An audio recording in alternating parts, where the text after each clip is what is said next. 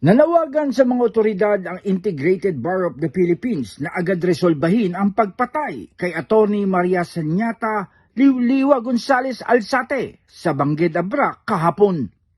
Kasabay ito ng pagpapalabas ng IBP ng pahayag na kumukondena sa krimen.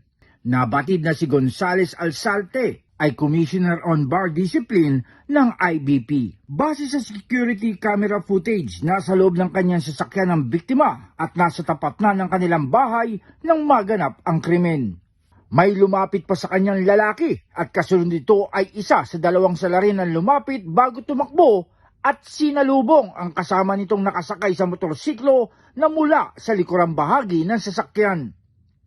Sa tagpong ito ay dinikitan na nila ang driver's side ng kotse ng biktima bago pinagbabaril ang abogado at hindi na nila inalintana na may mga tao din sa paligid. Agad na sumaklolo ang mga kaanak at kapitbahay ng biktima at isinakay siya sa isang tricycle para maisugod sa paggamutan. Umapila ang IBP sa National Bureau of Investigation at Pambansang Pulisya, gayon din sa iba pang mga kinaukulang ahensya na tutukan ang kaso at hiniling na agad itong resolbahin. Nakikiisa din ang IBP sa pamilya ni Gonzales at sa legal community sa pagkilala sa natatanging katangian ng biktima bilang abogado. Ayon naman sa National Union of People's Lawyers, si Gonzales Alzate ay ikatlong abogado na napatay na sa ilalim ng rehimeng Marcos Jr.